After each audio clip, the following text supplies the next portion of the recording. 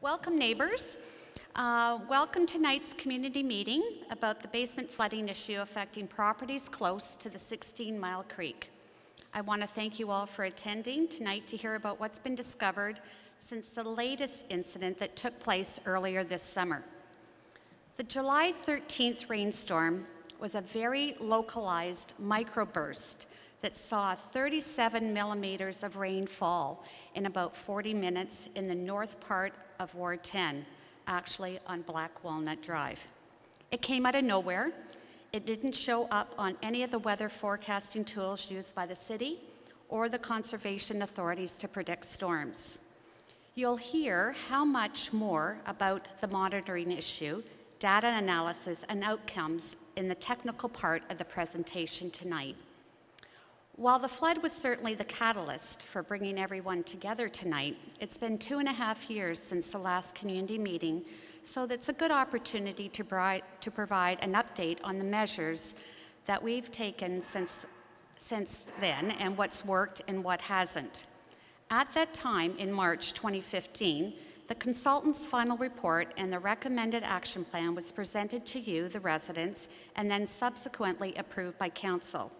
Tonight, you'll be briefly reminded about that plan and introduced to the proposed revisions to that plan based on the new findings as a result of the data analysis from the July 13th storm. I can't begin to tell you how disheartened I was to learn about this incident. It was the first widespread flooding that had been reported in almost 4.5 years. I'd hoped that we had resolved the issue, but obviously we hadn't, and there's more work to be done. I want to publicly thank Frank Panza, who sent me an email early Friday morning alerting me and David that he and his neighbor had been flooded. We mobilized quickly with a response plan. Within an hour, my assistant David Rackman and I were on Black Walnut Trail speaking to residents who were affected by the storm. Over the next few days, we heard from more residents who shared their disappointing news that they too had been flooded. In total, we had 34 properties flooded, 33 of them on the west side of Black Walnut Trail backing onto the creek. Immediately following that incident, the city established a cross-departmental emergency response team that met daily to share their activities and findings from the previous day and what they were working on. I sent daily updates via email to those who subscribed to my flood distribution list. Later in July, I held an informal meeting with Black Walnut residents so they could share their experiences with me and their neighbors. That gathering of more than 50 people was at times heartbreaking to hear the stories of loss and anxiety, and yet there was also some very worthwhile information that we gathered that day to help with this situation. I met several times with staff over the ensuing weeks. As immediate first step, I put forward a request to change the eligibility requirements for the Foundation Drain Collector Sump Pump Subsidy Program, and this was approved in September. We also explored the best way to provide some additional financial support to those residents who are implementing their own measures to protect the community and their property. And I've been pushing staff to bring forward, as part of the revised mitigation action plan, the funding for a permanent pumping station that will automatically pump water out of the FDC system when it reaches a certain level. And so we are here again at another community meeting talking about flooding. But it's not the same as before. I think we've gotten better at responding, communicating, and taking immediate action.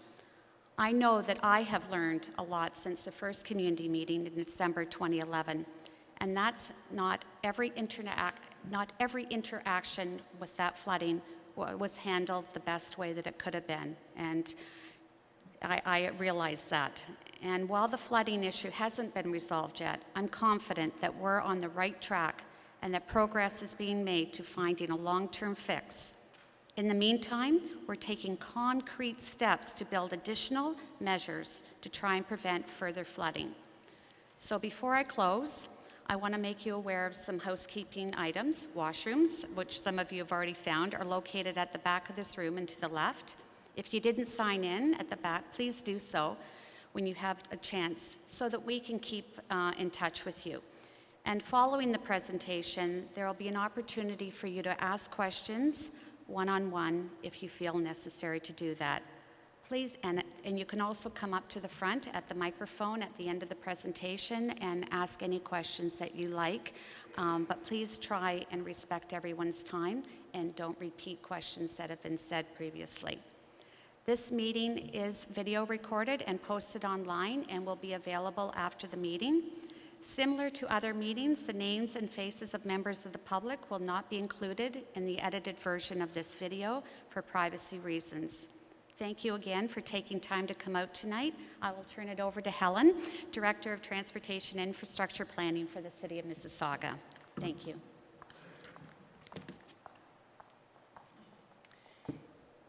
Thank you, Councillor McFadden. I've actually prepared a number of notes, but it sounds like the councillor's covered off pretty well everything, and she's got a very good handle on the history and the process that we're going through. So I'm going to keep my remarks very short. I'm going to make some introductions and also just talk to you a little bit about the format for the balance of the evening and how we go forward. So I'm going to start with the introductions. Some of you are familiar faces, so I'm sure you're going to remember Ron Scheckenberger. Ron is a principal for water resources with Amick Foster Wheeler, and Amick Foster Wheeler has been with us and on this assignment with us since 2012. And he's got some of his team here as well. We've got Matt Senior. Matt, you want to give a wave? Matt's a Senior Water Resources Engineer with Amick Foster Wheeler as well. And we also have Martin Shepley here with us from Amick Foster Wheeler, and he's the team's hydrogeologist. And there is quite a few City of Mississauga transportation and work staff here, so I'm not going to introduce the whole gang, but there's a whole gang here supporting the event as well as the action plan that we're going forward with. So in a minute, I'm going to hand the microphone over to Ron.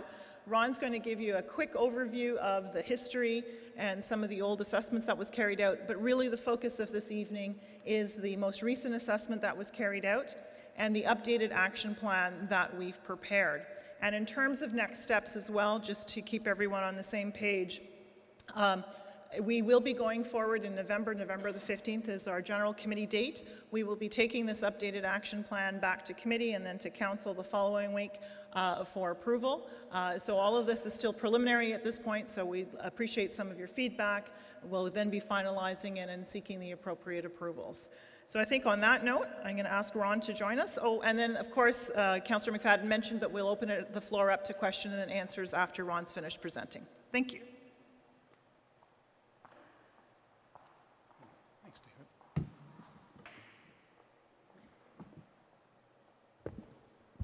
Thanks very much. It's a pleasure to be here again to speak to you and to describe the progress that the municipality and our team has been making over the past 2.5 years.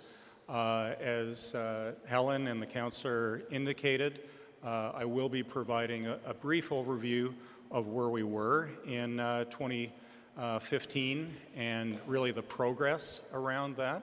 And then the primary focus of today will really be on the new work that's been going on, because I don't know to what extent all of you are familiar with it. It's been extensive, it's been broad, it's been at multiple different levels, and there's a lot of feedback and information coming back over time that's allowed us to gain a better understanding and take more and more strategic action going forward. We will then provide you with a little bit more detail and technical assessment of the July 13th, 14th storm. It has been the most formative that we've had over time, and it provided us with great insight, and it's something that will lead to even better solutions going forward. We're then going to focus on the immediate, so the actions really that have occurred since July, and again, the city team has been very active in taking lots of different actions, again, in multiple different forms to deal with this very complex and widespread issue. And then finally, going to close out with the updated action plan. Those of you that were familiar with the plan from 2015 know that it had multiple different components, some of which were committed to at the outset, and others that were subject to receiving information on and moving through the process of feedback loops and mechanisms that really tell us how effective the different elements are functioning. and then we'll close out with questions and answers. So briefly, I think most of you are aware of this, so we're not going to spend too much time, but the problem was really first being realized in 2008 when some of the basements were having water seep into them and infiltrate into the lower floors of those homes. And then in October, there was more significant basement water infiltration, and after that, we were retained, and the primary rationale for being retained at the time was to determine the cause. And then once we determine the cause, to basically start to work on the different solutions. So in March 2015, we presented a fairly long and complex presentation, but it was really focused in on what those potential causes were and where we thought the primary cause was at the time, and then leading to a wholesale set of solutions that were iterative. Some of these solutions were noted to be immediate actions and some longer term based upon the feedback. So what you can see is that anything that is being built is also being monitored to see how effective it is. So just the really quick recap in the lesson of what these drainage systems are. And I think I'll kind of move here because I'm going to do a little bit of pointing. So again, those of you that were at some of the previous meetings will recognize this slide, but the servicing system in Lisgar is a little bit different. It is constructed in other areas as well, but because the land and the outlet to the creek is very shallow, there is no way to get basement water collecting around the foundations out to the creek in a direct gravity manner. So what was constructed instead was something called a foundation drain collector, which is this lower system, and it drains by gravity downstream several kilometers to where there is a positive outlet. So we have relatively shallow storm sewers up here, and those storm sewers drain to the creek, and then we have the comparatively deeper foundation drain collection system and the sanitary sewer. So we focused back in 2015 on what's changed, and you see the list of the different elements up there. What has changed from the time when this area was first developed 25 years previously, and these were some of the speculation that we had at the time of some of the formative changes. So some of the causes that we were seeking at that time related to the potential around groundwater, whether or not there's a connection to the sanitary sewer system, whether or not there's cross connections between the system around your home and the sanitary system. And then whether or not there's any leakage getting down into the utility trench. And you're going to hear that term a few times today, utility trench, and that's this area down here. Okay? Some of the other causes, we then focused directly in on that foundation drain collector, which is sometimes referred to as a third pipe, and there's the different list of attributes around that foundation drain collector that came under scrutiny and analysis by our team. So you're going to see a series of slides here that, again, we showed back in 2015, but they demonstrate the primary cause of stormwater leaching down into this utility trench. So this is the system when it's not really functioning with any particular water in it. You have everything dry, everything's functioning as normal.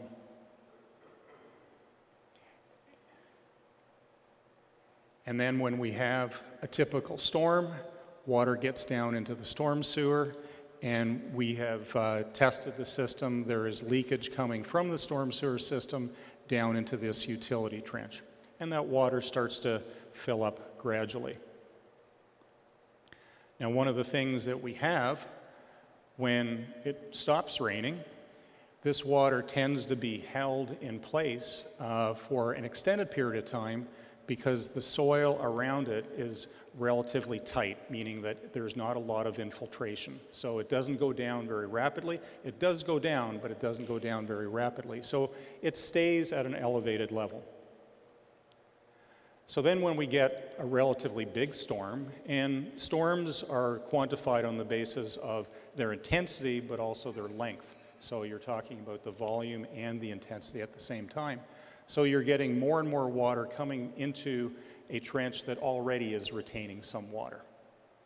And then, perhaps sometime later, be it maybe days or hours, you get an even larger storm, and then when that larger storm comes in, it starts to fill this up, and this level starts to get higher than the bottom of the basements, and then that water is essentially trapped around the basements, and there's nowhere for that to go, and that's when it starts to leach into your homes. This is just a text summary of what I just said. So that's the primary factor, but there are still several other contributing factors to this, and one of them relates to how deep that foundation drain collector is. Again, if you looked at that cross-section, that has a factor, the capacity of it, and there can be other sources of inflows. So some of these basement walkouts, the water spills down into it, and especially if you have a downspout here and can cascade down the stairs, and when that gets down in around your foundation system, it could then directly flow into the weepers and then out to the FDC. So these are some other potential sources. And then very quickly, some of you will remember this slide because it had a lot of words on it, but it also had a lot of potential factors. And we, as a team, went through each and every one of these, worked very closely with city staff to determine what their potential influence is on the problem. But the top one was the one that, based upon all the testing and analysis, came to be the primary focus. So this is where we ended up. This is an important slide. This is where we ended up in 2015. And it basically has the strategic plan at that time in March 2015. So the first part was the lining of those storm sewers that are most likely to contribute to the problem. And then the second was a form of a pumping station. So you heard the councillor talk about one pumping station. The one we're talking about here is a dewatering station. So it's working all the time. So if you remember that diagram of the utility trench, this would be the one that's constantly drawing that water, keeping capacity there. So basically allowing capacity in the system, so if it starts to leak, there is a place for that water to go before it starts to get too high and up and around the basements. And then most importantly is item C, additional monitoring. So we needed to determine how effective these different approaches were prior to making them more broadly applied. There were other potential actions that surfaced to the priority action plan, but they were considered to be deferred until such time that more information was coming forward.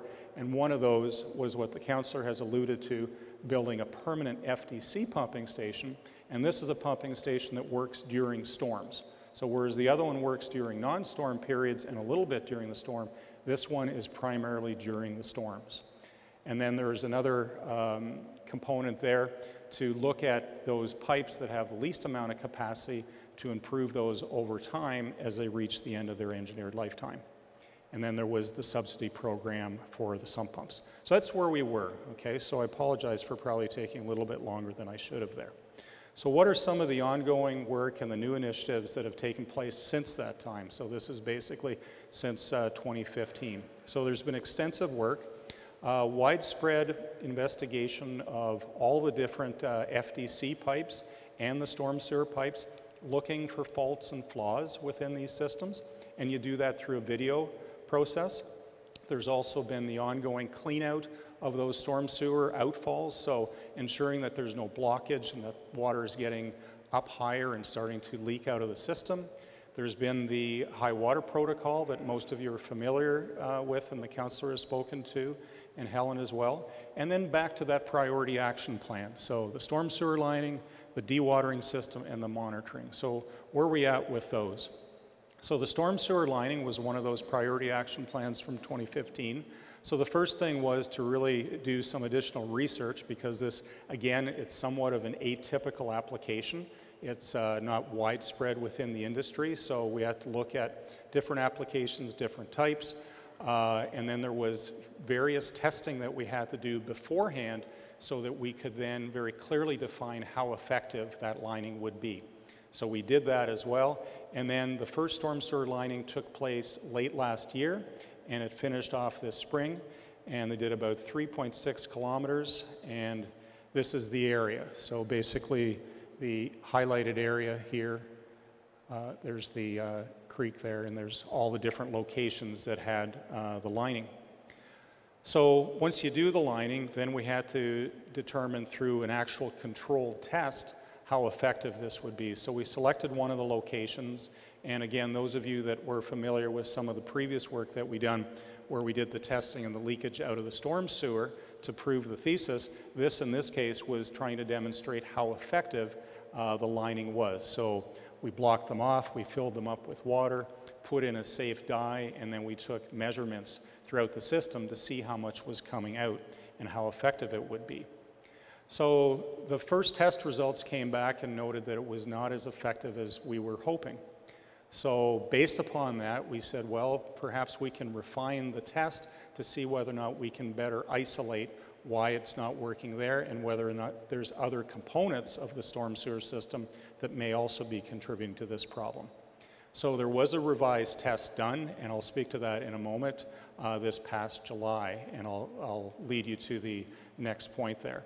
So because the information initially came back, that monitoring that we committed to doing wasn't as conclusive, we suspended the next phase of the storm sewer lining program. So the next priority action plan was that low water continuous dewatering pumping station, the one that I described earlier. So again, it's intended to function by getting rid of the water that's in here, okay, and doing that on a continuous basis. So it's a relatively low head system, very much like a sump pump, okay, not huge amount of capacity because it's not intended to deal with large amounts of water. It's just trying to keep that capacity in the system. So the team, along with city staff and ourselves, did a review of the best locations. And again, physically, you have to fit this in. It's not going to be anything that's going to have much in the way of infrastructure at surface. It's all going to be below ground, but there's a lot that goes into it. So a design has been completed. This is the location. It's the little parquet at Black Walnut and Cactus Gate, and it would be constructed in that location.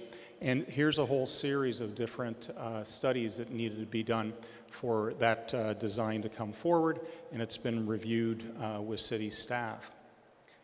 So the last priority action plan that we've taken is the monitoring work. So again, those of you that recall, what we're doing in the monitoring is looking at water levels, and we're looking at water levels in all different systems.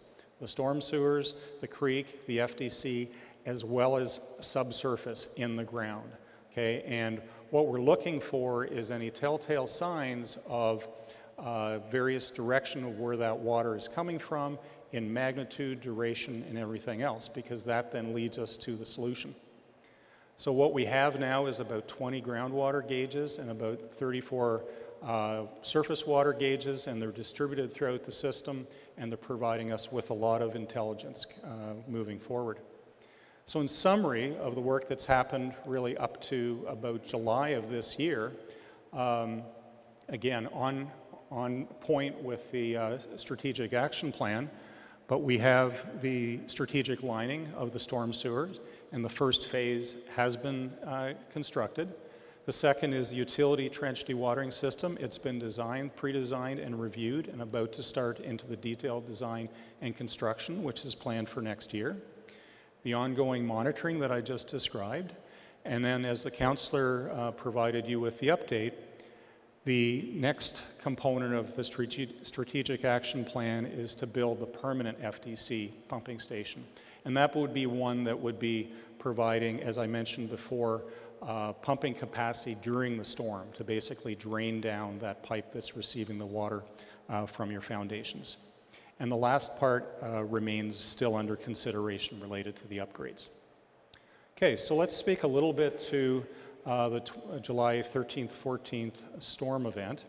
So the councillor already also stole a little bit of my thunder there. It's very good.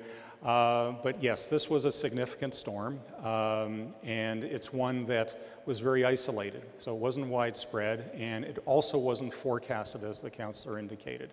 So it wasn't anything that people can predict. And actually, those of you that may have been around when the July 2013 storm hit the east part of Mississauga and caused a lot of problems in Toronto, that storm was oddly also not forecast until about 45 minutes of it happening. So it's difficult to forecast these types of storms. About 35 residents experienced problems, but the majority was really along Black Walnut Drive. And a lot of this information came through some excellent questionnaires that were facilitated by the municipality. So again, as the councillor indicated, the storm was relatively brief and localized, but it was a big storm. It was a storm that on average would only happen twice a decade. Okay, so that's a big one, and it was by far the biggest storm that we had recorded during the monitoring period. It was also one of those storms that provided us with a bit of insight in different mechanisms that I'll talk about in a moment. But another condition contributed what occurred in July. Those of you that remember back to this spring, remember that it seemed to rain about every other day. And this is borne out by the information on this slide that suggests that we had roughly twice as much rainfall in the period between April, May, and June as would normally occur. So if you think back at those slides, what's that doing? That's filling up that area in the bottom of that utility trench. So when the storm hit in July, we already had a condition that was wet, and a lot of those places where that water could have previously gone was taken up by the abnormally wet spring that we had. So what did the storm look like in the FDC? So this is an interesting diagram that I'll explain. So this is the storm. So this is basically a vertical axis. So the deeper that is, the more intense the storm is. And this is the response of the FDC. So those of you that looked carefully at some of those earlier slides would have seen that the storm rose quickly, and again showing that there's quite a bit of direct connection here. But in this case, it's extended, and it was extended over between 45 minutes and almost 2 hours. So whereas before, most of those storms basically went up and came down, it was peaked for a short period of time. It didn't cause those problems, and most of our monitoring showed that previously. This time around, because it stayed up so long, it really started to cause problems around many of your homes. So this is an interesting one too. Again, when we start looking at the data, this is the monitoring of the storm sewer system and the creek. Okay, so we're looking at water levels in both and the timing of both. So this purple line is the response of the storm system. So again, pretty well what we would expect. We get a rainfall, and then we get a spike, and then it drops down relatively quickly with another little blip when we got that second cell coming through. This lighter blue line is the response in the creek. So what you can really see is that the creek did not respond very much at all, and it responded quite a bit later after that storm sewer system. So again, that corroborates the finding from before, that the creek is really not the culprit in this system, and now we have the data in one of these events to be able to support that. So the last monitoring really relates to under the ground. Okay, what was the water doing under the ground, in and around where those trenches were? And again, we had some of the telltale signs. We had rapid rise, and it stayed up for an extended period of time. That's over a couple of hours, and it went to the highest levels that we had before. So there was quite a bit of information that we got out of this. Again, it's on this slide. I'm not going to go through that, but it's for you if once you download this and want to take a look at it. So what has the city and ourselves and the whole team been doing since the storm event this July? It's been formidable. So the city has gone out and they've done additional video inspection and flushing. So constantly getting better understanding of where there might be any problems and whether or not there's any buildup in any of these areas. We've also gone and done some additional survey. So again, it's very important to understand the relative difference in elevation between how high the water is getting and what those basements are, and whether or not we can see where the connection is or where the connection should be. And then the high water protocol was also modified to be deployed for all thunderstorms. So that's by the city forces. In addition, we've worked with the city, and as I pointed out just a moment ago, we repeated that leakage test that was done before so that we could potentially better isolate some of the different aspects of that storm sewer system. So that procedure, there's a whole bunch of different components to a storm sewer system. So there's the storm sewer itself, there's the catch basins, there's the leads, there's the manholes, there's the subdrains. So there's a lot of different components. So it's a little bit tricky to actually isolate them to see where the most predominant mechanism might be. But this time we looked at different ways of doing this strategically, and we isolated both the catch basins and the subdrains, and I'll speak to that in a moment, and storm sewers and manholes. And the results of that really came that the highest rate of leakage from that storm sewer system, when we could isolate all the different components, related to subdrains. And I'll explain what that means in a moment. There is still leakage coming from other components, which we fully expect, because storm sewer systems, by their very nature, are not watertight. But again, because this was the predominant mechanism, this became the focus of the team. So what is a subdrain? So subdrains are those components that really serve the roadway. So a roadway is asphalt, but it's built over granular material. And that granular material can have buildup of moisture and water in it. And the subdrain is really designed to take that water away from that subgrade or that base of granular material so that you don't get frost heave and you don't get failure. And that subdrain dumps into the catch basins. So in this diagram, there's the asphalt surface, there's the granular, and this little area there is a subdrain, and it's on both sides, and it runs parallel to the sidewalks. And again, there's the curb, there's the granular, and there's the drain itself. And it's typically relatively small. It's a 4 to a 6 inch opening, and it comes at both sides to the catch basins. And again, if you look at this longitudinally, here are the catch basins, and here is where that sub-drain would be. There's the asphalt, there's the granular, and these would basically dump into the catch basin, and then as the water rises, it has the potential to actually get above the invert of the subdrain, and then it starts to leak out and again starts to cause that mechanism that we talked about before. Here's another section of that. It shows it a little bit better in more detail. So this is the storm sewer, this is the catch basin, this is the catch basin here, this is the manhole. So again, as that water gets higher and higher, it gets into this system here, and you can see them, they're right there. That's a typical catch basin, and there's the subdrain. So this has become the immediate focus of the municipality since this leakage test was repeated. And there's a number of different potential mechanisms and methods that we're looking at as addressing the problem. And one of the approaches is to actually block off the subdrains completely. Now you may ask yourself, well, why is the subdrain there in the first place? Well, it's there to protect the road and the road bed, and certainly blocking it off will not have no consequences to the road. So again, it's something that the municipality will monitor, and we'll look at what the influence will be on the road beds over time.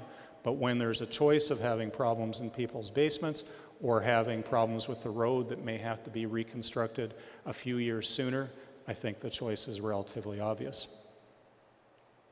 So what is the updated plan? It is really falls under two different primary categories. The first is dealing with elements that are considered to be the cause, and the second is dealing with the symptom, because in not all cases can we actually deal with the cause. So again, this is a multi-pronged approach in the updated plan that the municipality has. So as I just described, the first part is to address the subdrain leakage.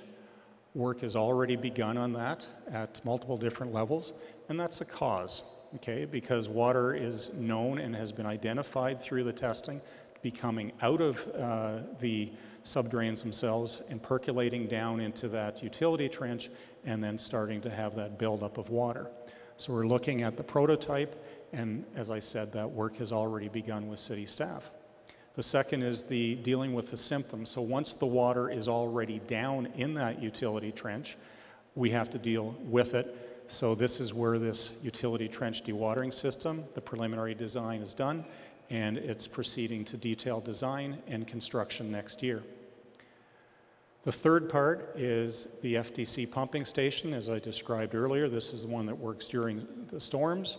So it's that secondary level of protection, basically starting to look at removing the water directly out of the pipe, so there's more capacity for the water coming out of your weepers, draining directly into it. And again, the design and construction, subject to council approval, is to move forward in 2018.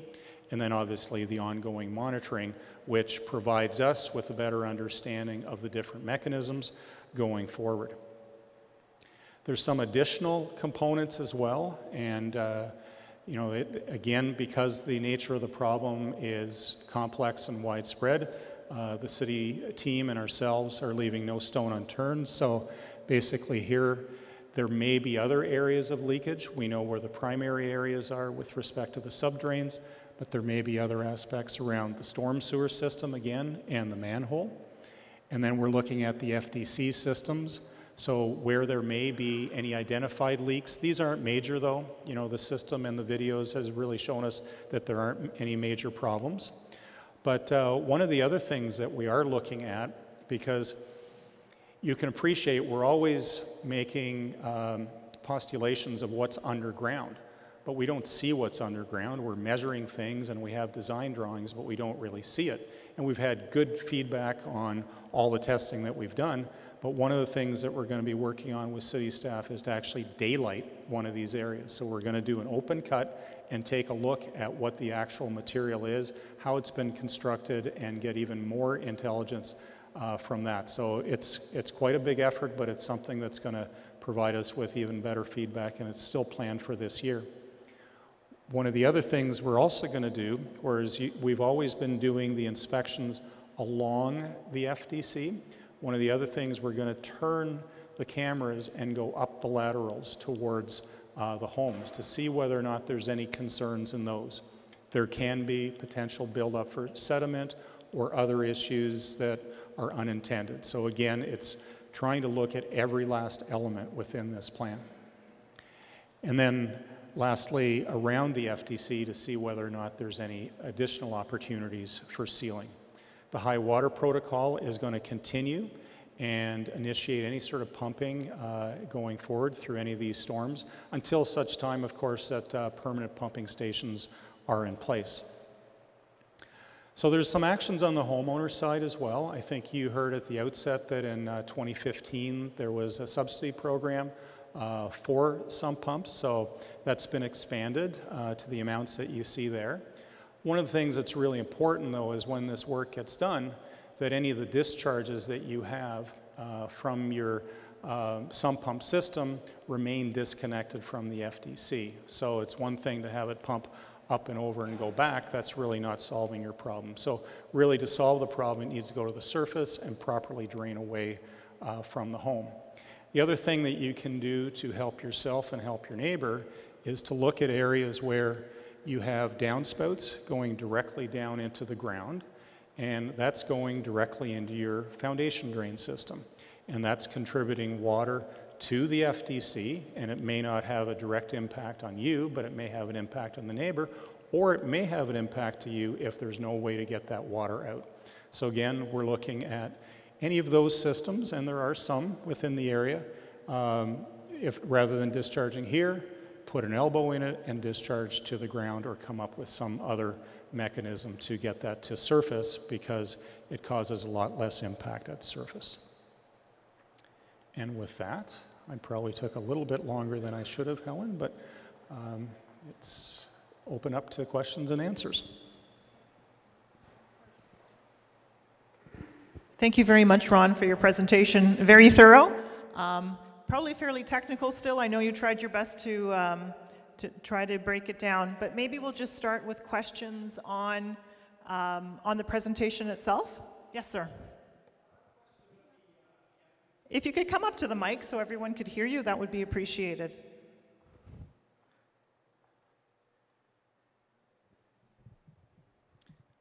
I'd like to understand the FDC pumping station a little better. How will that be powered? So we're actually looking at putting that directly within the city's grid, and we're looking at, because it has to have something that's working even during maybe a blackout, we're also looking at backup power for that. So high water pumping stations typically have two forms of backup. They have a backup pumping station, or a pump, and they have a backup power source, so there would be a generator system as well. So that's typically how they're done.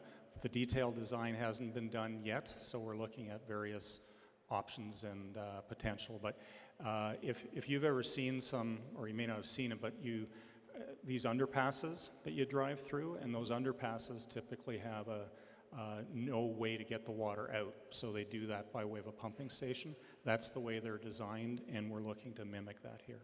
Okay, so if there was a power outage, everything should work. Everything should work, yeah. Okay, and typically how big is that structure that houses the pump? So the design hasn't been done. There's different ways of doing that. What we'd like to work with the municipality here is to have as little of that above ground as possible, but there's maintenance requirements and accessibility requirements. So I'm going to guess, because we haven't actually placed the infrastructure in something like that, but you could probably think about something 3 by 4 meters square, and there would be like a collection area and then all the different infrastructure to make that work. Something like a garden shed, that kind of a... In that range, yeah. Okay. Yeah. Thank you. You're welcome.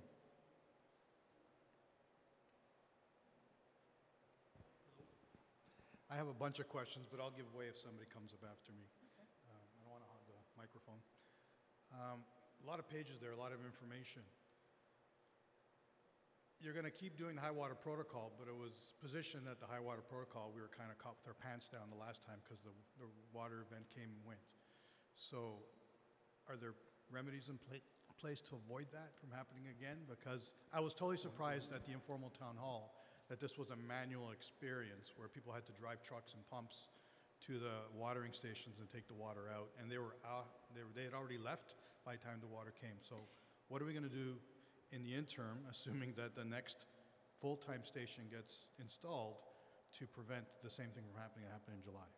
Okay, so we have the high water protocol continues to be in place until we start constructing this infrastructure, and only when we're confident that some of these action items that we've identified have addressed the solution would we even start to considering stopping the high water protocol. But what we also did after the July event is we changed the parameters as to when we called in the high water protocol, and that was actually on Ron's slide.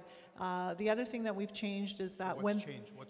when there is a thunderstorm in the forecast, that we also trigger the high water protocol to come into effect. Whereas previously it was based on quantity of rainfall forecast, now it's also including thunderstorms. And that was something that we were not anticipating with this July event.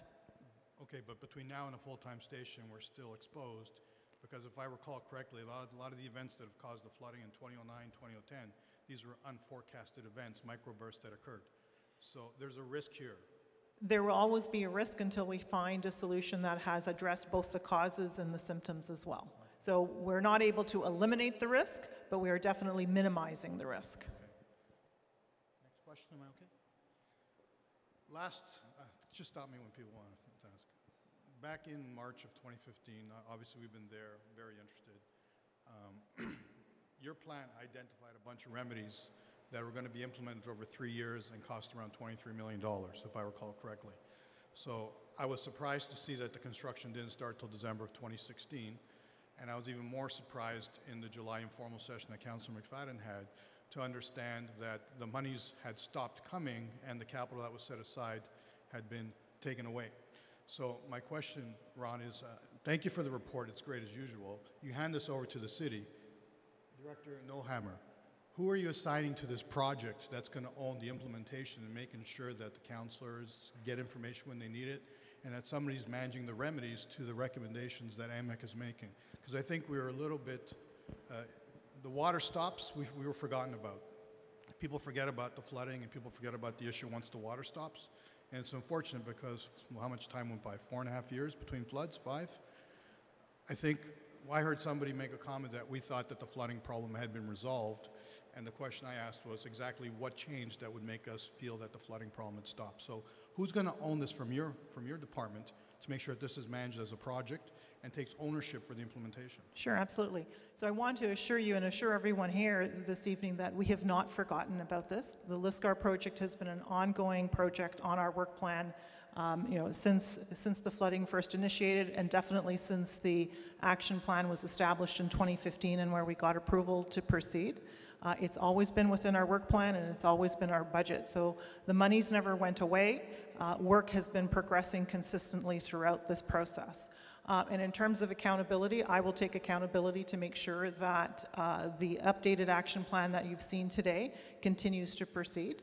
The group over there on my left are a group of my staff, and I've got managers and engineers that have been assigned to this, and it's ultimately my responsibility to make sure that we deliver on the capital program that we set out, and once we receive council approval for the projects and the funding as well.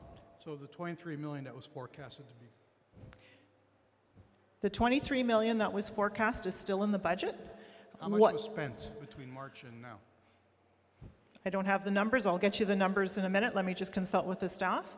But in terms of that 23 million, it's still in the budget. What we are doing now and what is different from what we had done before is we're changing how it's being cash flowed. So it's over the time period. So we're compressing that time period so that we have the monies available to deliver some of the permanent elements that Ron's outlined this evening sooner than we had originally planned. Okay.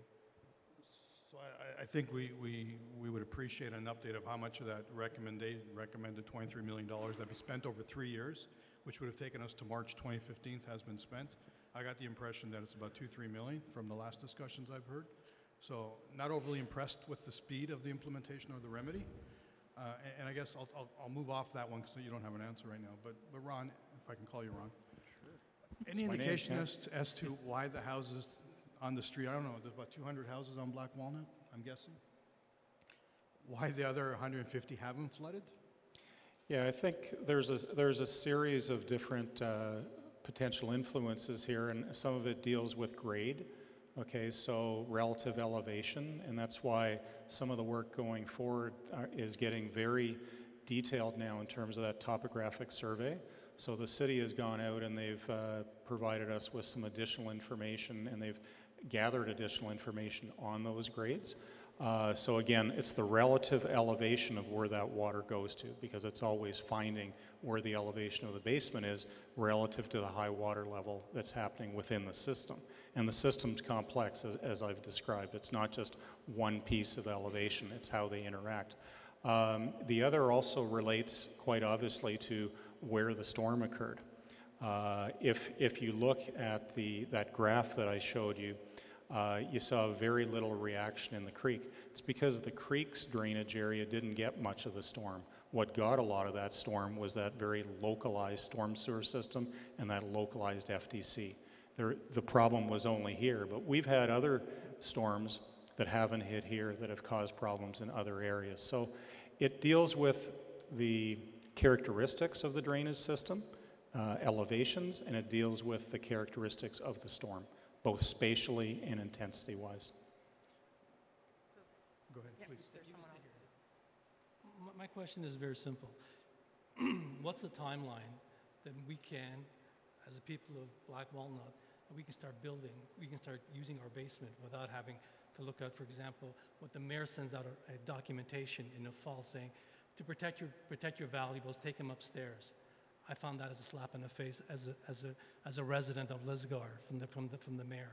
That shows to me that, you know, it's kind of attitude that just, because we've been living in limbo for the last since it's just like, when can we have a solution? Go back to, maybe Ron, if you could just go back to your updated action plan, because you had some timelines shown in there to give you a better idea. So this is a combination of the prioritized action plan that we had from a couple years ago in combination with the updates that Ron has outlined today. And we can just walk through this one more time. So the priority that we're focusing on right now is addressing the subdrain leakage, and that's something that we're moving forward with immediately. You can see that it's ongoing. We're then moving on to the utility trench dewatering system, so we need to complete the design work, which is something that we're actively working on right now, and then the construction. So you're telling me the subdrainage leakage, you're going to start working on it now during a winter time? Yes, because it's not a construction activity from that perspective, so it's not reliant on weather. But, okay, so when the ground starts to freeze, then how do you... Do you want to get into the mechanics, Ron? So blocking off the subdrains doesn't have anything to do with the weather. Those subdrains are actually physically within the catch basins. So work's already begun by city staff on prototypes and testing of those. So that can happen instantly, and it is happening right now. Okay. Another thing, in one of your slides, you showed that the amount of rain that we had in April, May, and June. And you showed in your slide back in 2015 where the water was starting to catch up near. So if you already, since you pointed out that the water tends to sit there and more water, and we had all that rain, why weren't we ready? Why weren't we ready to handle when like dealing with the water that's building up to pull it out of there? Because we're basically sitting here as there's nothing we can do. We just sit there and say, pray to God that it doesn't come down too hard because the water's just still sitting there. Yeah, so I think if you look at the combination of twice as much rain for 3 months, and then we get the worst storm that we would get on average twice a decade. Okay, so it was a combination of very low probability things. Okay, I understand the low probability in the storm, but we had all this rain build up, so the water was building up and is sitting there, right? So it's just sitting there as it's like it's a trigger mechanism. It's just sitting there. You just like a dominoes. Just one thing happens, boom, and we fall apart. So this is the solution here, and that's going in place next year. And is that a guarantee that will solve that problem? Well, it's part of the solution. As you can see, we've got many different components. So what it will do... Okay. Let's get to the bottom line. So by end of 2018, will the city come and say, okay, as of now, it's the end of 2018, everybody who got flooded at Black Walnut won't have to worry about being flooded again because we've solved the solution. We solved the problem. I mean, I'm just looking for when are we going to get to the end of this whole thing? Because we're going on and on. We got budgets. I understand budgets. I understand. It's so frustrating. No, we really appreciate that all of the residents are frustrated. And what we're doing is what we've defined as a multi-pronged approach. Because we don't know exactly what all the causes are, we are trying to address the causes that we have identified. So that's why on the chart that's behind me, you see the column in terms of cause and symptoms. So we are doing a multi-pronged approach. We've identified actions that we want to take that will be addressing the cause, but we're also making sure that we're addressing the symptoms. And the intent here is that between addressing the causes and the symptoms, we will have gotten to a point where we've reduced and hopefully eliminated the risk of flooding.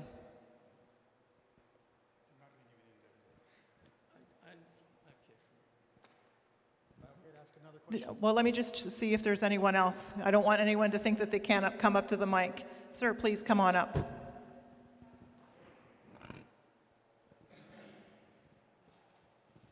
I'm wondering whether, when the ninth line development occurs, whether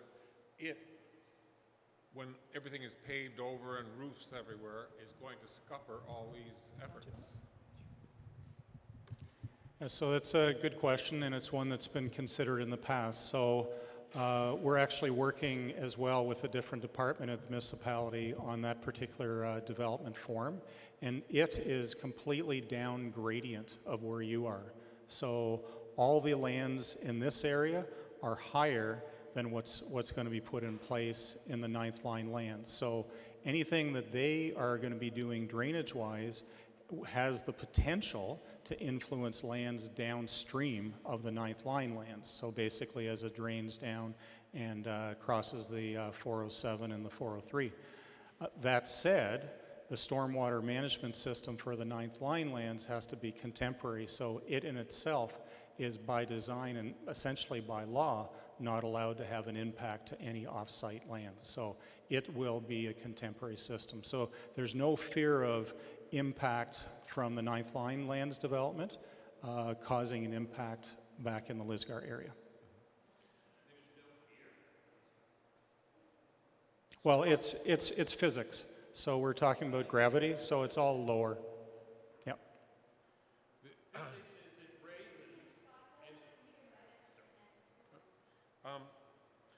The rainwater leads from anybody's roof who has it down into the FDC.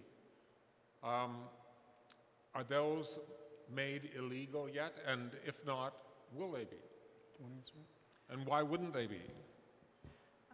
They're not illegal at this point in time, partly because of the age of the subdivision. And typically, a subdivision that's serviced by a foundation drain collector system isn't typical. And the Region of Peel is currently looking at downspout disconnection programs, but their real focus is trying to keep stormwater out of the sanitary system. So there's nothing that's been addressed specifically for communities that are serviced with a foundation drain collector system. And when you say the Region of Peel, you're talking about that as a separate entity from Mississauga dealing with this specific problem. Is that correct? Because it's the division of our responsibilities and what infrastructure the municipalities are responsible for. So we are a two-tier system. Yeah. The Region of Peel is responsible for the sanitary and the water systems, Yeah. and the City of Mississauga is responsible for stormwater. And one last question, and I won't even ask you to necessarily answer it this moment, get on with some other ones, but why didn't the pipelining work as well as expected? If you want to leave that till later, it's okay. Okay.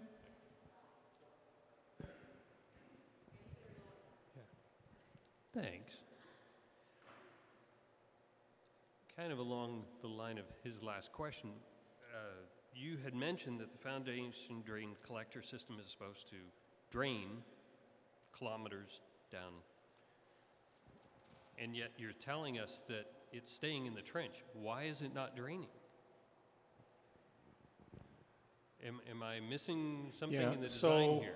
We have two different forms of water. We have the water that is actually in the pipe, okay, that has gone from the weeper and the laterals and gone directly into the pipe. Okay, so that's a direct connection. We also have the water that's not in the pipe, but in the trench. Okay, So it's the water that's around. So they're moving different ways. One's moving through a pipe, one's moving through granular media. Okay, and there was no design to drain that trench? No. No, the trench itself isn't a mechanism for taking water away. It's been discovered through this design that there's actually a mechanism of leakage coming from the storm sewer system down into the trench. Okay, and that's what we've discussed back in 2015.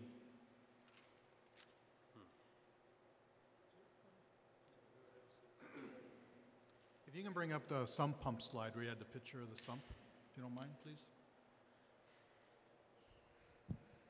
Yeah. The pipe? Close enough, yeah. Where should the sump pump discharge? Because I'll tell you honestly, I was up. I sent Councillor McFadden an email, I think at around 1:15. I have 3 sumps in my basement, 2 primaries and a battery backup, and they were all running for 3.5, 4 hours straight, discharging 7,000 gallons of water per hour. So where should the water go that's not going to just send it back to the FDC? Because if you send it to the swales in between the houses, where does that water go? Yeah, so typically what you're looking for is getting it beyond the apron of the home, so probably about 1.5 to 2 meters away. To where? Can you show me on the diagram? Use your Sure. pointer? Because I already have it installed. I'm just curious. So this is the edge of the foundation and the wall, and there's excavation basically cutting down in about that angle. So this material here is going to be a little bit more porous. So typically what you do is you take it out. There's a swale, so you'd put it into the swale, and then the swale would run to the street. So 200 homes discharging water into the swales, going to the street. None of that gets back into the FDC? Yeah, but the way that it gets into the FTC is over an extended period of time, which is why we have the multi-pronged approach. Okay, we're not dealing with one particular mechanism here. But what this does, this water, if it's going directly in like that, that would be going directly to the FTC. If it's doing this, it's coming not directly in, it's coming out here, flowing overland, being collected by the catch basins, then if it's high enough, starting to leach into the subdrains, hang on, and if it fills those subdrains, then it starts to leach down the porous media, and then it gets down to the bottom. So what if it flows towards the creek? What's the ramifications of that? Because the water was, the ground was pretty porous as I'm walking through. That's a good place for the water to go. Okay, so given that sump pump was one of the remedies, I remember from your 2015 presentation. And it still is the here. The ground should have been elevated. They didn't want to spend millions of dollars on dropping, what, 70 cubic million tons of dirt. The sump pump is a remedy, a potential remedy to help get rid of the water around our FDC. Somebody brought up this point last time at your informal meeting. Why isn't the city paying for the sump pumps on Black Walnut Trail until this problem gets resolved? So what we've done, and it's actually on the slide right in front of us here, is that we're proposing that the subsidy be increased to a maximum of $6,000. And right now, the way the subsidy program is set out, it's a 50-50 cost share with the residents. And what we're suggesting is that we'll take that 50-50 cost share out, and the city is willing to pay up to $6,000, even if that covers 100% of the cost of the sump pump installation. Sorry, let's go through that again. I spend $6,000. I get $6,000 back. It's no longer 50% subsidy. That's correct. So what if I've installed a sump pump? We will be working out the logistics and the administrative details to go back retroactively as well. So there's potential to get my half of the money back? Yes. Okay. Well, that's good news. That's good news. I did see a gentleman behind you stand up and then sit down again, so perhaps, sir, if you wanted to come up. Yeah, I just have 2 points to make. I have a business. I'm paying $200 a year for the water usage, but paying $2,000 a year for the total bill. Where it come from? Storm water charge. So Mississauga should have more money than a lot of other cities because we have storm water charge. Yes, the City of Mississauga introduced a stormwater charge program starting in January of 2016. Yeah. So we have more money than other cities. And the money that is the revenue that's being generated through the stormwater charge is allowing us to improve our entire stormwater management system within the city. That's correct. Yeah. So we should have more money to do this. I agree. We have more money to spend on our stormwater system. Yeah. That's, the second thing is, last time, a lady also raised, and my neighbor is an engineer, also raised. They said, before, we don't have this problem. And then there's a new GO station, and a lot of the big warehouse built up. Mm-hmm. And then I don't know, that part, stormwater, is that going to the same place? Yeah. So good question. That was one of the potential sources that we identified back a few years. So we actually installed a lot of gauges to see whether or not we could isolate any impact from that area, and it did not exist. So the impact was more so along the lines of what we've just described. I know a lot of people have pointed to things like the creek, as well as the GO station and other infrastructure in the area, and the testing and the analysis shown that it's not the case. I've got a question for you. How many of the houses have downspouts going into the foundation? don't know if anybody from the, I know there's been various walkthroughs, and there hasn't been an ability to go on all of the private properties to look what you can only see what you can see from the street. And there are quite a few that actually have this along the street. Frankly, I'm very shocked because I used to live in a neighborhood that had the same thing, and again, we had flooding issues farther to the south. The city and our councillor was the one that came around proactively asking the neighbors to cut off the downspouts and put connectors on so it would flow down onto the street. I mean, yes, you've got to be careful if it's going over concrete, but it completely got rid of the flooding issues in the Park Royal neighborhood. So the fact that I'm still seeing this, you know, how many years after the first flooding, is astounding that neighbors don't know that they should be cutting that off and getting their stormwater to flow down to the street. I think Sue and the Residents Association could be very proactive just by doing that. That's going to reduce your problems right there. It'll certainly help. It'll certainly help.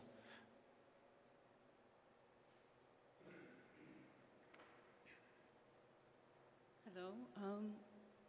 The first floods were reported in 2008, and it is next year, in a couple months, it's 2018, and we just have a promise of a pump station. When will it be built, and where will it be built exactly? We need a timeline because, honestly, we're relying on a truck at your discretion. Yeah, so I'll go back to the slides that are outlining the updated action plan. So the FDC pumping station is what you're referring to, which is the third item on that list. Yes. And that's scheduled to move into detailed design and construction for 2018. So we will have one in the spring of 2018 before the rains. We will have one in the autumn of 2018. Like, when are we, like, we want dates. I think I think it's more realistic to be in the fall. There's a series of approvals that we need to get in terms of being able to construct it. So it's not realistic to expect that it will be done by the spring. I would say towards the end of the construction season, which is usually October-ish. October, okay. So in the meantime, we rely on a truck or three trucks. We rely on 3 trucks. So we will have 3 pump stations then? Not immediately. We're starting with one. And the first pump station will be up at Black Walnut Trail, or will it be on 9th Line? Yeah, so we have the 2 different types of pumping stations. Yes. The first has been sited, so we have a location. The second is still under analysis as to where it's actually going to go, and that's part of the design. Okay, because as you know, the trunk, when it rains, I do drive by down 9th Line to see if the truck is there across from Little St. Peter's Church. Because if I see it there, I go, oh, great. I don't have to worry about my basement today. But, so is that a logical place to put it?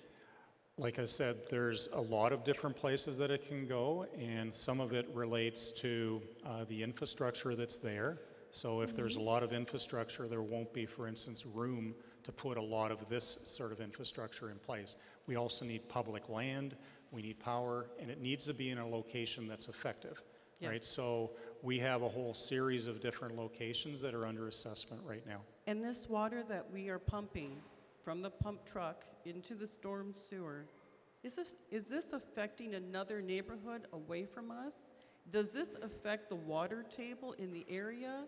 Like, where does this mystery water go? And it's great not to have the problem in my basement, but am I affecting another neighborhood? Yeah, so if you look at those different graphs, maybe I can go back to one because there's a pretty straightforward answer to the question. It all relates to the size and the amount of water that you're moving. And the storm sewers are very large compared to the size of the FDCs. And one more.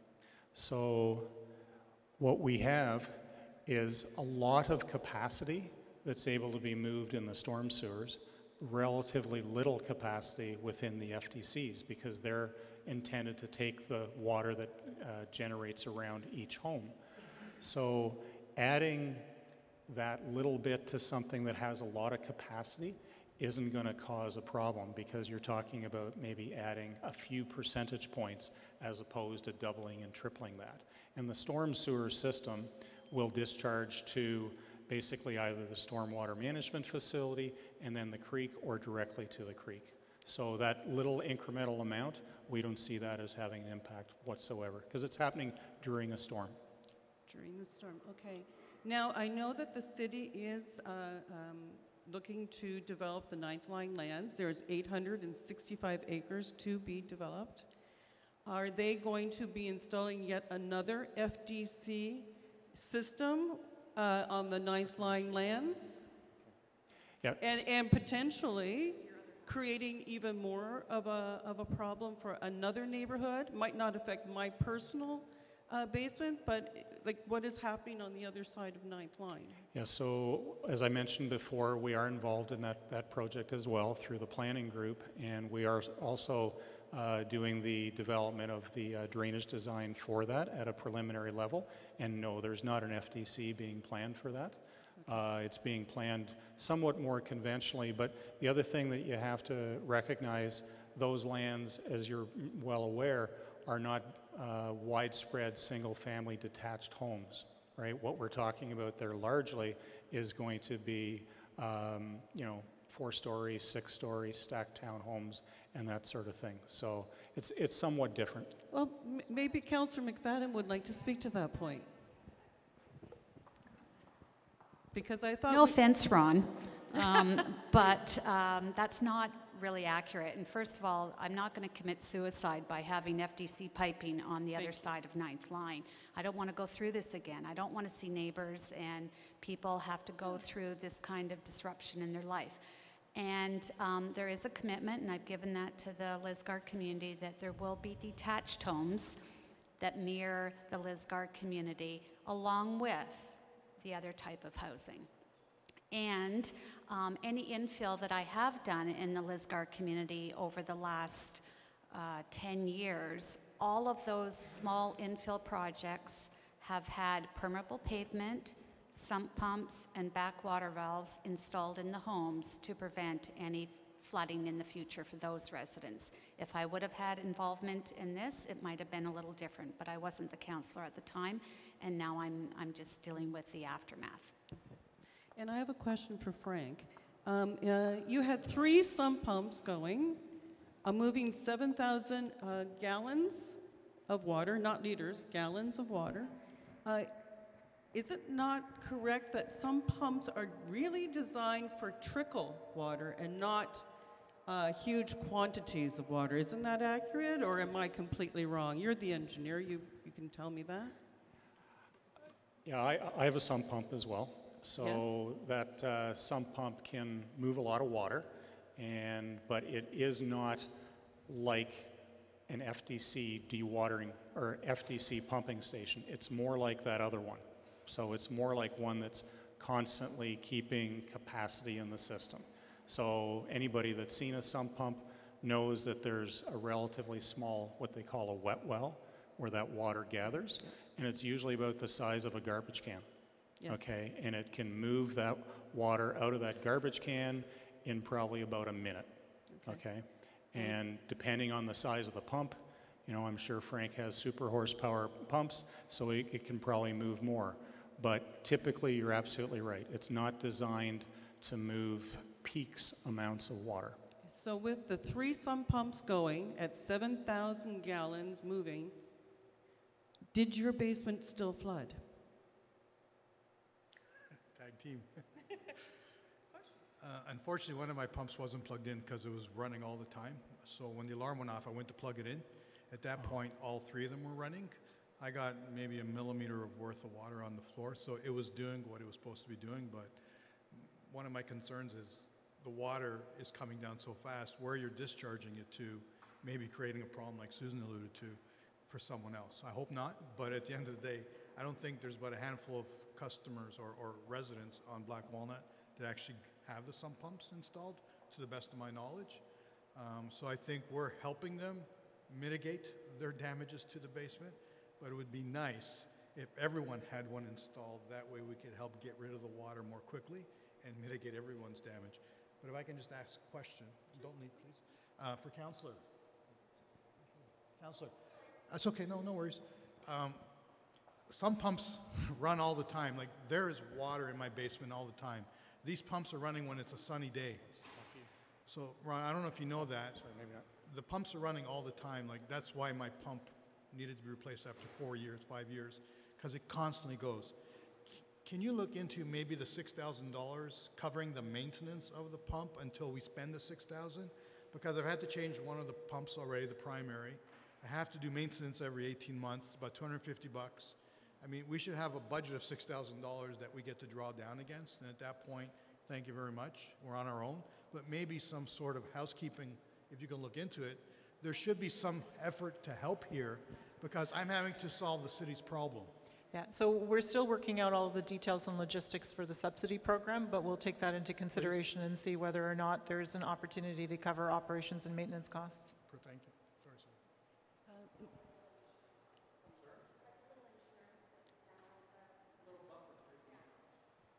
Clearly, Black Walnut Trail has a problem, and it seems to be widespread on Black Walnut. I know when Black Walnut floods, eventually it trickles all the way down to my neighborhood, like it did several times. Fortunately, we were spared this time, but I'm just suggesting that perhaps Black Walnut Trail should not have been built so close to the floodplain. Perhaps that whole street was an error on the city planning staff, because clearly they have a big problem.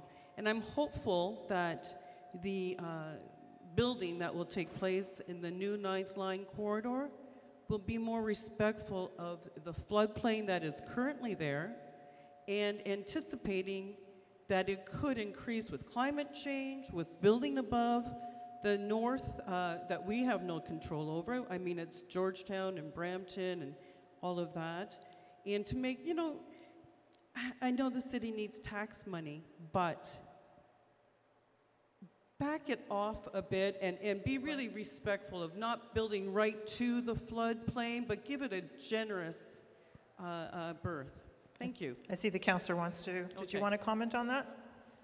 I mean, this is certainly an ongoing project, and you're involved in that, Yes. and there'll be a lot of public input, and we get one opportunity to do this.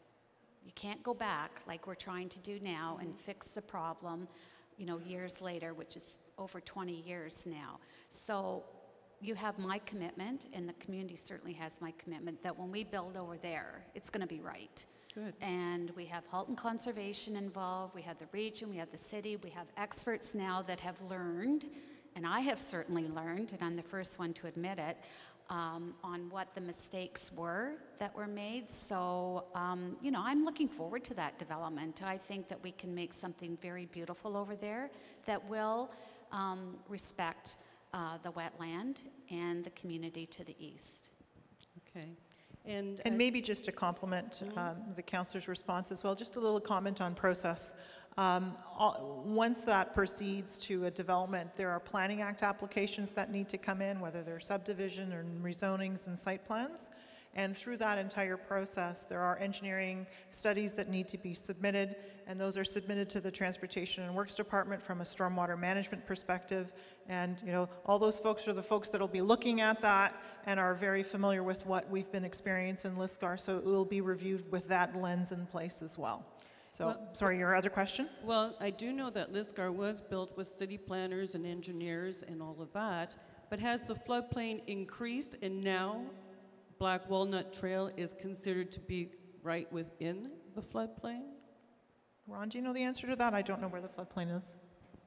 No, the scope of the work that we did didn't involve that. So basically, it would have been designed with the standards of the day, and that's. So do you know what the floodplain is today along the 16 Mile Creek? Has it increased? Well, why, we should know this, shouldn't we? there actually hasn't been any development that's occurred that's draining to this that hasn't been planned. Okay, so the actual technical aspect of that, you know, there's Conservation Authority would have plans, you know, because again, that's their regulation. Okay, so, okay. The other thing is, in an unusual, hopefully an unusual spring, like where it has rained every other day, and the water table is high. We know it's high because on 9th line, we can see when it rains, the water just stays on top because the cup's full underneath. So when we're in that kind of, you look puzzled. Like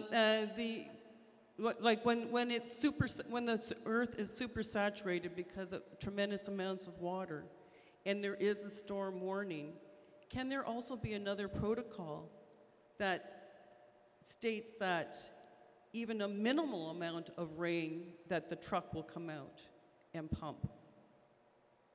Because the water tables are so high.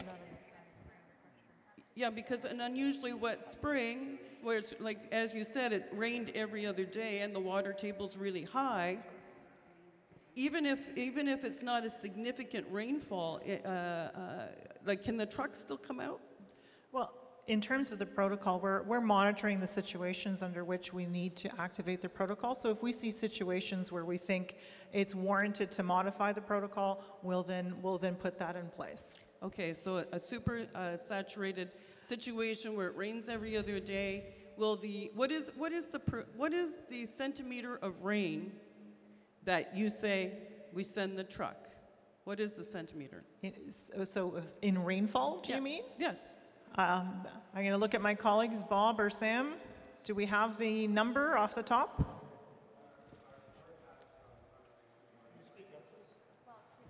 I'll repeat it. Oh, good. Oh, Mickey's coming to answer. Okay.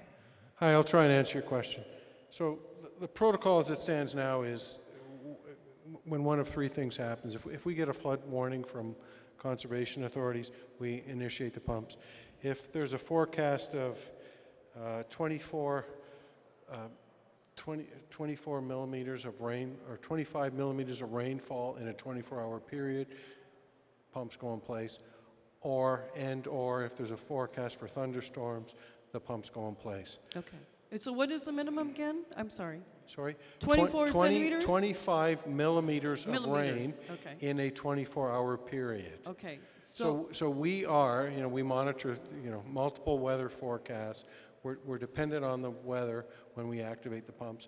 I understood what you said. I'd like to go back with my staff and with the staff from TIP and our consultant and consider whether, you know, what you said is something we should take into consideration as well to activate the pumps. Thank you, because also in January, I believe it was January 2013, when my home was flooded again, it was ice, an unusually warm day, and tons of rain. Our basement was flooded. I'm not sure on the date. I can look that up for you. Again, these things have to be considered, because if we're going to rely on a truck instead of a pump station, then we have to have better protocol, more tighter protocol. And it has to look at other things like ice. It has to look at supersaturation of the table water levels. It has to be more, until we get that pump station, it has to really be more thorough. Okay. So that we can all sleep at night. Can I just ask you to pause for 1 minute? I just want to make sure that if there's anyone else that wants an opportunity to ask a question, we'll come back to you, absolutely, okay. But just, Mr. Panzo obviously wants to ask a question, but is there anyone else in the audience? Because you've had your share of questions right now, and I just want to make sure there's equal opportunity. Okay, that's Anybody? fine. And so I didn't get a comment on that. Will the protocols be reviewed? And will they be discussed with us? Mickey did say that we would take a look at whether or not there were opportunities or criteria that we should reconsider to modify the pump protocol, and we would do that in consultation with the team. And if we do make a change to the protocol, we'll definitely communicate that to the community. Thank you. So it looked like someone here in the front had a question. I'd like to understand these FDCs. what is the whole correlation between the FDCs and the storm drain, the Lisgar marsh, the pond? The pond that's full of silt and it's overgrown with weeds and trees and God knows what. And the pumps, actually it's more stressful to me when I see those trucks by the pond. One's on the inside, comes up the park off Osprey Boulevard, the other one sits at the other end. What are they doing? Where's the water going? Is the pond, which has never been dredged, is there some correlation between the FDC and this storm drain? What is the purpose of this? Okay, so as I explained at the beginning, there's different drainage systems. There's a creek, there's a storm sewer, and there's an FDC. Okay, so the storm sewer drains to the creek. Okay, so the water that falls on the road goes into the storm sewer, and the storm sewer can drain to the creek and or the pond, depending which direction it goes. Okay, the water that collects around your basement gets collected in what's called weepers, okay, weeping tiles. And they are connected by a lateral drain to the FDC, okay? And that FDC takes the water kilometers downstream to the creek. Okay, so that's the basic premise, and what the high water protocol is doing is taking water out of the FDC, okay, so that there's capacity there.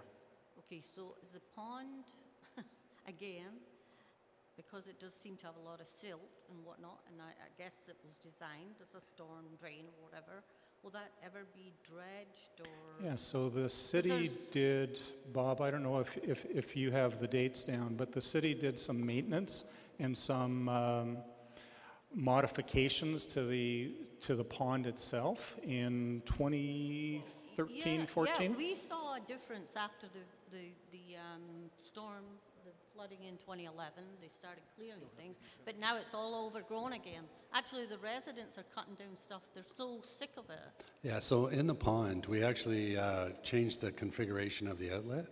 Right. There were what was called Hickenbottom drains. They were large pipes that had a lot of perforations in them.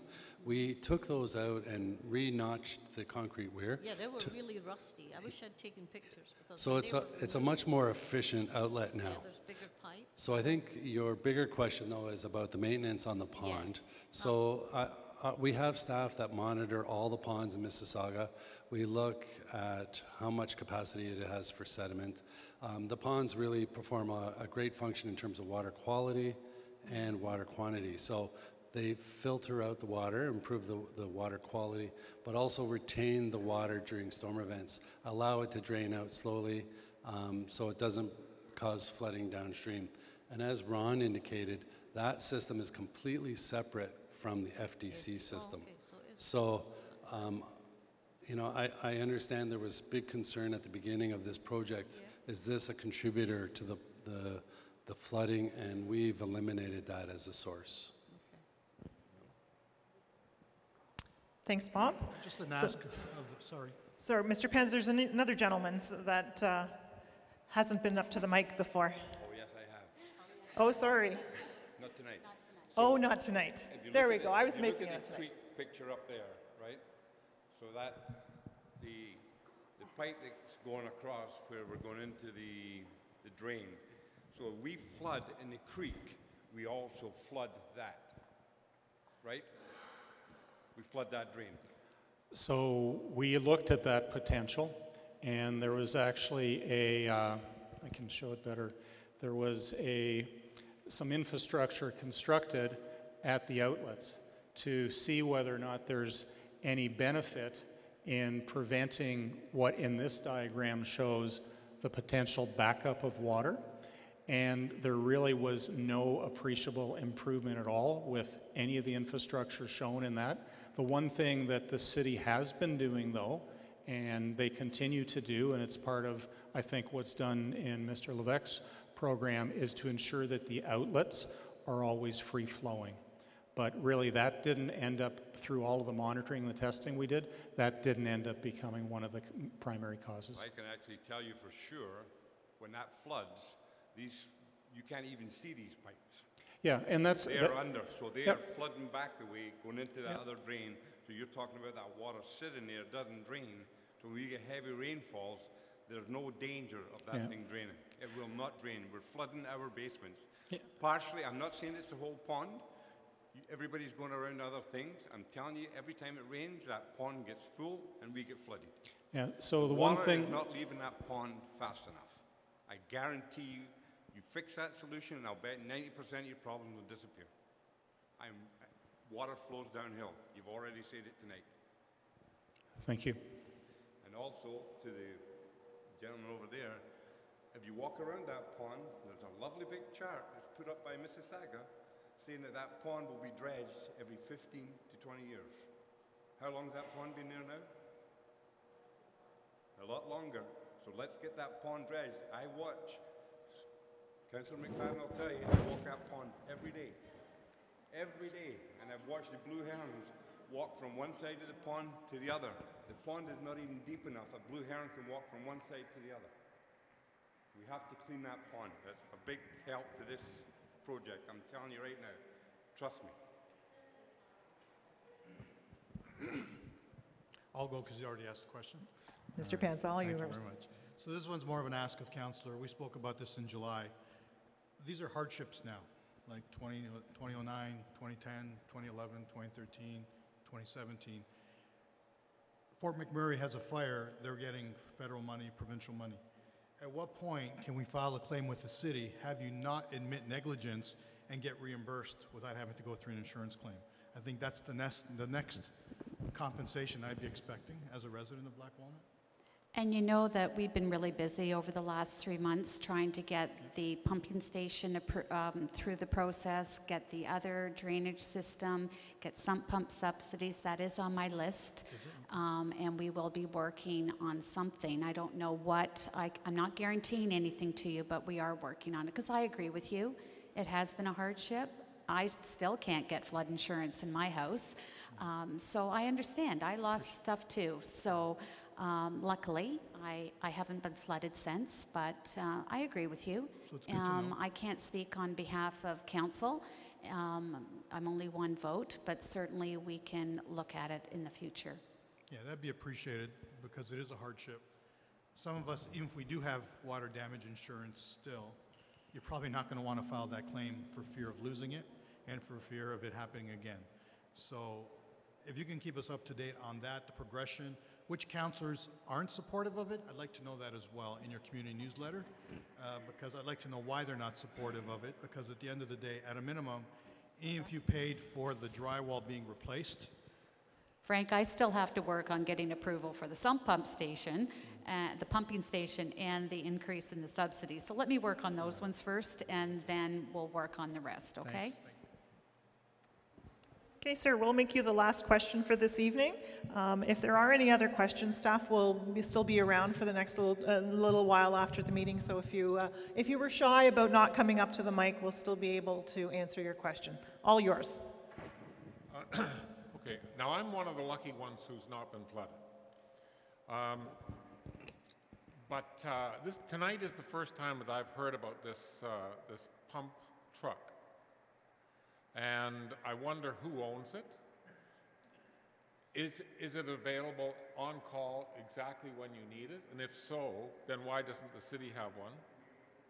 And if the city has one, why not have it there for the next year until this, 100% of the time, until this pumping station gets online? So, and just to give some idea of the quantity of water, like that inch and a half of water that you were talking about in what, was it 20 minutes, 30 minutes? Over the area from Burnham Thorpe to Derry, 9th line to 10th line, in my old school acres thing, that's about 1,000 acres. That's 150,000 tons of water. So what the heck is the cost of a pump truck? So I'll speak to the high water protocol. So the high water protocol is carried out by the city. There are contractors that we have that provide us with the pump trucks. and they are on standby based on the criteria that Mickey outlined earlier in terms of the forecast, the quantity of forecast rainfall, and also the potential for thunderstorms. So when those forecasts, we regularly monitor those forecasts. When those forecasts indicate that there is a risk there, we send out the trucks, and they are on standby. They're monitoring the level of water within the FDC system, and then they turn that pump on when it reaches that level. So it is something that the city is managing, and the city is funding, and the city is overseeing. And so is it one truck that is working in the specific area? No, it's 3 trucks, isn't it? It's 3 trucks. 3 trucks and 3 locations. And they're on call for any time that you put in the call? That's correct. And this lady here was saying that in icy conditions, that was flooding was again a problem in her area. So I just don't see why, for the next year, you just don't get 3 trucks and have them sitting right where they need to be all the time. But yeah, well, I mean, the pumps, the 2 pump initiatives that we've identified this evening are we're moving those forward as quickly as we can so that we eliminate the need to have the high water protocol and those pump trucks on standby. Peter, I just want to make a comment about the ice issue. And if you remember, I don't know what year it was, but we had a thaw in January. And what year was it? Oh, well, I'm so many. 09? Well, that is an unforeseen temperature. I think it went up to 16 degrees. It was freezing the day before. Everything was ice, and then it melted. And I know that the Richies had the flood that time because of that melt. So we can't predict that, you know, we're going to have this day of 16 degrees. I think we've cut off questions now, Suzanne. Well, Peter was the last one. But those are the kind of unforeseen circumstances that we can't predict with ice. And that was a terrible flood because I was in their basement too. But as far as rainfall, I think we're doing what we can when we see the predictions through Halton Conservation and Credit Valley Conservation to have those trucks on call at that time.